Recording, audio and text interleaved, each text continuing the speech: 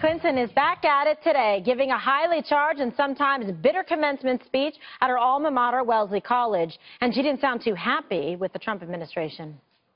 There is a full-fledged assault on truth and reason. When people in power invent their own facts and attack those who question them, it can mark the beginning of the end of a free society. That is not hyperbole. It is what authoritarian regimes throughout history have done. And that is a strong warning. But one thing she didn't warn the grads about was wild speculation while remembering her time in college. We were furious about the past presidential election of a man whose presidency would eventually end in disgrace with his impeachment for obstruction of justice. Well, she was referring there to Richard Nixon. But let's have a quick fact check, shall we? President Nixon resigned and was never actually impeached, unlike Mrs. Clinton's husband, who was the most recent president to be impeached. Feast on that fact, Greg.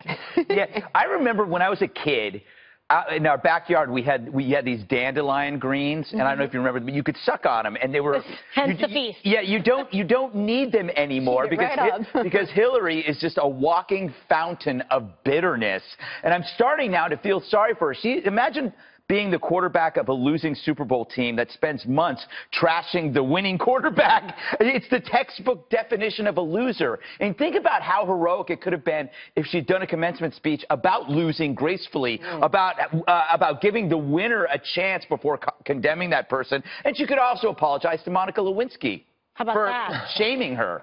Yeah. Why don't you do that, Hillary? In between coughs. Are you sorry, Hillary? Hearing no response. She can't hear me. I think she needs to spend more time in the woods because clearly she hasn't moved past the election. She hasn't moved past losing. And I find it to be hilarious that she talks about an assault on the truth coming from someone who systematically lied to Americans throughout the general election. Look, she's clearly bitter. She was supposed to beat Barack Obama in the Democratic primary going back in 2008. She didn't. She was supposed to beat Donald Trump. She didn't, so she really is just a little bit bitter here. And look, the reality is she needs to accept the fact the reason she lost is because she ran a horrible campaign, never stepping foot in Wisconsin. She spent more money pursuing one congressional district, one electoral college vote, than she did in Wisconsin and Michigan combined in the final weeks, which have brought her 26 electoral college votes. So I think she needs some more self-reflection in the woods in a tranquil place and maybe give it some more thought before she comes back out. All right, let's go to my man, Jesse Waters, who spent some time in those woods and was unable to find her. Unable to find her. She's very tricky in the woods. Can we talk about the hat for a second? What was going on with the hat? That's not a great look. She's not wearing it properly. She looks French to me. I'm not really sure if that's working. But that's what you're supposed to wear, right? Is that how you're supposed to wear it? Yeah. I've never seen it worn like that. No, I don't know. Maybe that's just me. I think she could have tilted it back a little to show some. That's what you focus on, her hat. Well, listen, I'm very superficial, Greg. You know that. Listen, in her concession speech right after the election, she said, "I believe in America. Donald Trump is going to be our president. We owe him an open mind and the goodwill to lead." Since then, she's blamed Russia, misogyny, Bernie, and fake news. And every time she opens her mouth, I think the American public says, thank God she's not our president.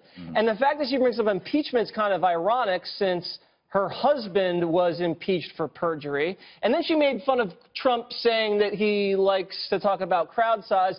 Last time I checked, she couldn't fill a high school gymnasium. She also said that Donald Trump is assaulting the truth. Hillary lied about her secret server. She lied about Benghazi being about a video. She worked for a president who lied about keeping her health care. So she doesn't really have any legs to stand on. I think what she needs to do is just go quietly so other Democrats can come to the table and be the real leaders of the Democratic Party. So no legs to stand on, so she needs a lounge chair in the woods. She needs to tip her hat back so she doesn't look so French. I have 2 points. Let me make the broader point first. Which one's right?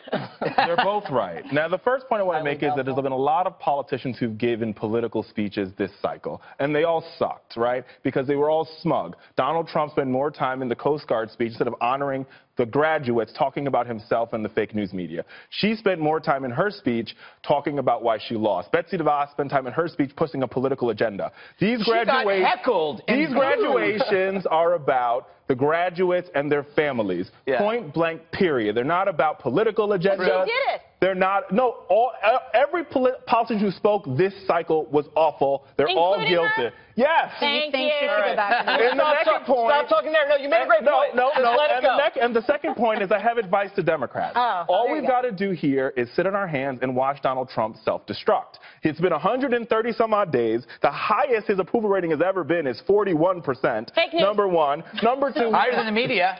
Very true. Higher than the media. Way higher than you right now. Right. Number two, he has a health care bill that is going to fail because the Senate is not going to pass it. Right. That's why you guys lost in four November. Russia investigations all happening at the same time. All we've got to do is sit back and watch this slow car wreck happen, Democrats. Don't say anything.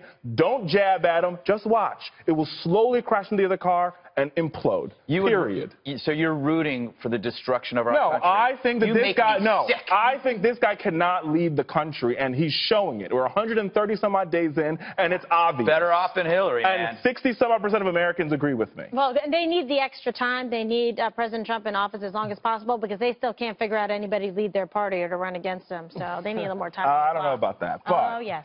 All right. I just boomeranged myself.